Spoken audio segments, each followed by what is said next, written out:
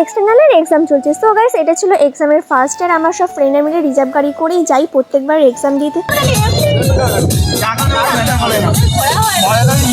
আর আমরা গল্প করতে করতে পৌঁছে যাই গন্তব্যস্থলে। সো গাইস, এবারে কিন্তু আমাদের এক্সাম পড়েছিল বসিরহাট কলেজে।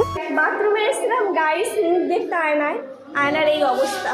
আর আমার এক্সাম রুমটা পড়েছিল ঠিক কলেজের পিছনে সেকেন্ড ফ্লোরে। অ্যান্ড আমি একটা ফ্রেন্ডকে বলি আমার ব্লগের জন্য একটু ভিডিও করে দে, বাট ও আমাকে এমন ভিডিও করে দিচ্ছে ব্লগের থেকে বেশ সিনেমাটিক ভিডিওর মতো লাগছিল। তো এক্সামের পর আমি আর কোনো ভিডিও করিনি, সোজা চলে আসি বাইরে। আর কলেজের পিছন গেটে আমাদের গাড়ি দাঁড়ানো ছিল।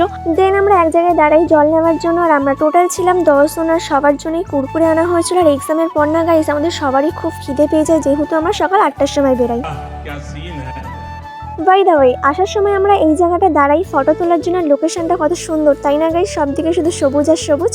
ফাইনালি আমরা চলেও আসি রাখিকে টাটা করে। রাখি ছিল ফার্স্ট আর সেকেন্ডে বাড়ি পৌঁছাই আমি।